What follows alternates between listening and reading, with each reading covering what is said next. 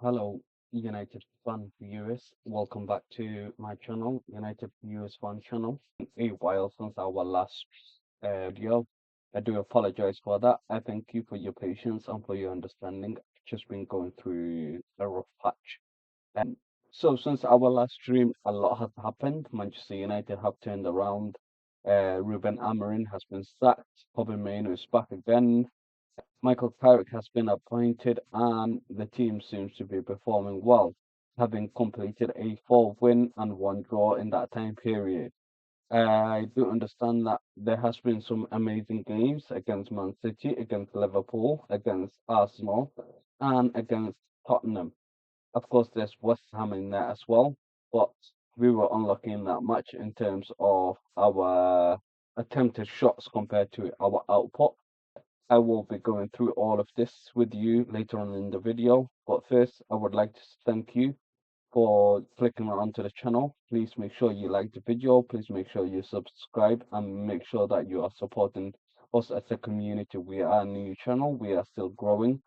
We still have not reached 100 viewers in one video. So I will need you to help me to complete that today if possible. Please make sure that you come in, make sure that when you come in, you like the video, make sure that you are participating, making sure that you leave a comment, that you leave a like, and that you are part of the community. Show your support to the channel, show your support to me, and I will keep in contact with you. I will be making a live stream later on in the month as I get myself accustomed to this technology. I will be able to read your live comments while streaming, so I hope that you guys will be supporting me.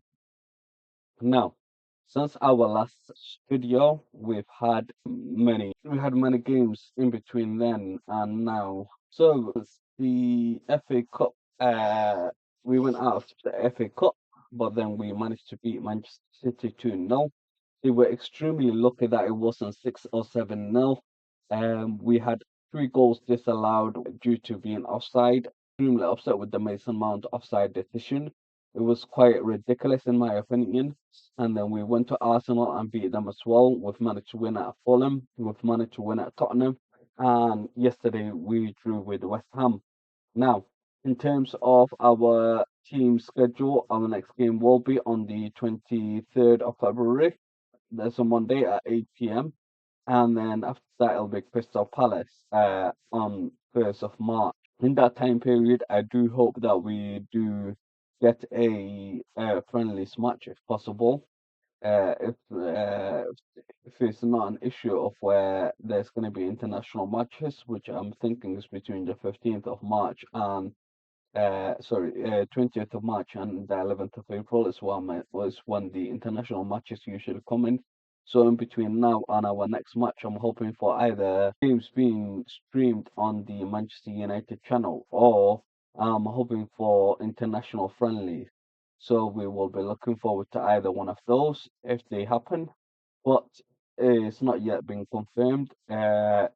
Although United ownership Glazers were complaining about revenue, so this could be a way that they could try and increase the revenue that the club has made. It's been quite annoying having to hear them complain about revenue when the club hasn't been in the Champions League for 2 seasons in a row, and that's mainly down to them with either making manager decisions or them deciding to let go of certain players and keep certain other players. Some people were always going on about how certain people have been going on about how Luke Shaw is a world class. But in my opinion, he is the weakest link in Manchester United lineup at the moment. Leonard Euro performed really admirably. Harry Maguire has come back into form and has been doing exceptionally well.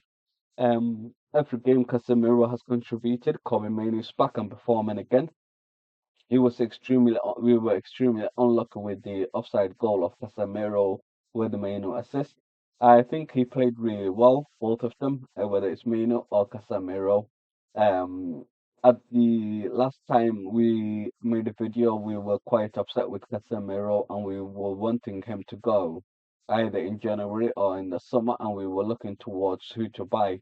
But since then, he has researched and he's coming back. He's been performing extremely well, making lots of assists, scoring goals himself, and Casemiro has shown his class once again. So take that, James Carragher, going on about leave football before the football leaves you. Well, leave the Bundesliga before the Bundesliga leaves you. That's what I would say to Carragher. In terms of our team lineup yesterday, we were playing against West Ham. We had Sonny Lamont in net. We had a defense of Diego Dalot, Harry Maguire, Lissandro Martinez, and Luke Shaw. In midfield, we had Casemiro, Kobe Mainoo, Bruno Fernandes, and Amad Diallo. And we had two forwards of Brian Mbemo and Matthias Cunha. We later on bought on Benjamin Sheshko, Joshua Xerxes, and Lenny Yoro. Now, in terms of the substitutions, I was happy with the Lenny Euro decision. I was happy with the Benjamin Sheshko. I wasn't quite happy with Joshua Six having to come on. I would have preferred a Masraoui substitution.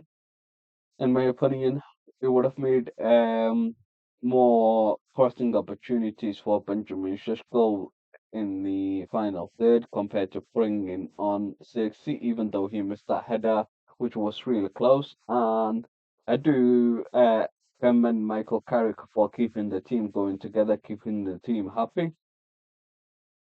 West Ham's defense were extremely amazing, especially Wan-Bissaka, Alex Desalci, and El Hadj Diouf, El Hadj Malik Diouf. The left back was quite amazing. He did keep Ahmad quiet for most of the game, except for a few moments when he got past him and he tried to cross in on the ground. But of course, that was before Benjamin Sheshko came on. So in the future, when we are making crosses, whether it's from Ahmad, whether it's from Brian in Burma, whether it's from Bruno, we need to make sure that the ball is in the air often enough that Benjamin Sheshko could take advantage of his height and try to get a header in. Of course, in the game before this one, when we won at Tottenham, yes, he did miss the header right at the end. That could have made it 3-0, but it's just one moment in a game, and Benjamin Sheshko is a young striker. He is building up his match fitness, not match fitness, but he's getting accustomed to the Premier League. So we do need to be patient with him. He does have 7 goal contributions within the season so far, compared to Victor Gyökeres, who's older than him by almost 2 years, who has only 8 goal contributions, not having made any assists and scoring 8 goals, whereas Benjamin Sheshko has scored 6 goals and had an assist, so that's 7 goal contributions. So we need to be patient with our striker. We need to give him more time. We need to give him more playing time. To be honest with you, I wanted Benjamin Sheshko to come on from 55 minutes onwards rather than 76 minutes onwards, because Matthias Cunha was not making the right runs. He was playing as striker, and Brian Mbeumo was forced out to the left because Matthias Cunha is not comfortable playing off the left, and he's not comfortable playing as a striker. He would prefer the number 10 position, but he can't dislodge Bruno Fernandes off there. Bruno Fernandes is the best number 10 in the moment, whether it's in the Premier League or even in the other European leagues, in my opinion. His assist rate, his scoring rate, they are both phenomenal. He is still on 12 assists. He will be chasing that 20 assists or more standard for the Premier League, set by Thierry Henry and Kevin De Bruyne. Now, in terms of yesterday's game, I thought we played well in terms of our defense, except for Luke Shaw, of course, who made 2 mistakes in terms of letting the ball bounce and then also challenging in recklessly to try get the ball and then the player going past him and going on to score for West Ham. In terms of our side, it seemed quite slow in build up because Matthias Cunha was not making run in behind, whereas Brian Mbeumo usually does, which stretched the defense of other teams, and we usually rely on Brian Mbeumo's speed and Ahmad's speed in order to get us to build up quick behind the line passes type of situation where we can rely on Lissandro Martinez to put in a good ball forward, and then we would run in behind and try to score from that. But we couldn't rely on that yesterday because Brian Mbemo was not playing as striker. It was Matthias Cunha. Brian Mbemo was forced onto the left-hand side, and Ahmad was forced onto the right-hand side. Ahmad usually comes in, but he stayed out wide for some reason for most of the game, except for a few moments when he tried to take a shot after dribbling in himself. He should have been coming in more often towards the striker area and making in the run behind himself. Although on one or two occasions when he did do it, he did not receive the ball, which can be discouraging as a player. And you want to be able to you want your effort to be realized by your players and to make the necessary pass to you when you make that run. When it doesn't happen once or twice or perhaps even three times, then you get discouraged and you don't feel like making the runs again and again. So the United players, whether it's Casemiro, Bruno, Lissandro Martinez, they need to be more aware of these runs that our forward line are making, whether it's Brian Mbeumo, whether it's Ahmad, or whether it's Benjamin Sheshko when he came on. There were quite a number of times when I felt that we passed the ball backwards and killed the momentum of our attack because the players didn't look up to see who was running on and they didn't make the necessary long pass. We do criticize Bruno for rushing, but yesterday he wasn't rushing, and it did show in terms of our team looking lethargic. Our team wasn't performing well together in terms of passing creativity and in terms of pushing the ball forward fast enough. The game was rather slow. A lot of decision making was slow, and they were making decisions at the last possible moments instead of looking up, seeing who was running where and then making the decision early before receiving the ball. Now, in our next set of games, I do believe that we will have a good opportunity to pick up a lot more points. I do believe that we are doing well in terms of our position, but I believe that we can even make it to third position. We could overtake Aston Villa in the next couple of games if we continue on with this form. 4 wins and a draw is not bad, but we do need 5 wins together hopefully in the next 5 games. The next set of games are somewhat more easier and somewhat more harder, depending on the way you look at it. We will be facing more compact teams. We will be facing teams that are trying to compete for whether it's European places, whether it's trying to stay up. Now, in terms of Everton, I do expect us to get a win against Crystal Palace. It will be hard. They will be sitting behind. They will be sitting back and trying to create counter-attacking opportunities for both games. I'm hoping Matthias de Ligt will be back and um, he will be partnering up with Sandro Martinez, in my opinion, if he's fit.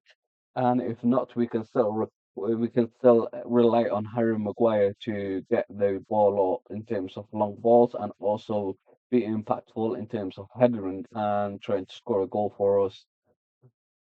In the game against Newcastle, it will depend on how fit their team is, who's available, who's informed by then. And in terms of Aston Villa, that is a must-win game for us if you manage to beat the other three teams.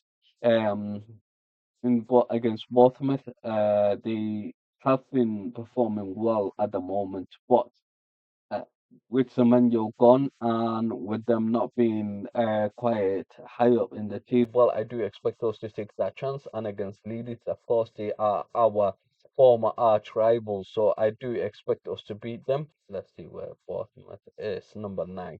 Okay, so they have been performing well, and Everton is number 8, of course. We will be playing against them and then Newcastle at number 10. So our next set of games is the middle of the table club towards the top half actually. But I do expect us to be beating teams that are not in European positions, and I do expect us to turn up for these games if we want to continue on and try and secure that third spot and guaranteed Champions League football spot. So all we can do is hope that Aston Villa doesn't do too well in their next match against Brighton today at 7:30. So I hope that we get a draw there or for Brighton to beat them and give us a opportunity to catch up. Thank you for watching the video. I know it's a short video and I've been away for a while, but I'm hoping that with with positive interaction and slightly higher view count that we will be able to continue on with the channel.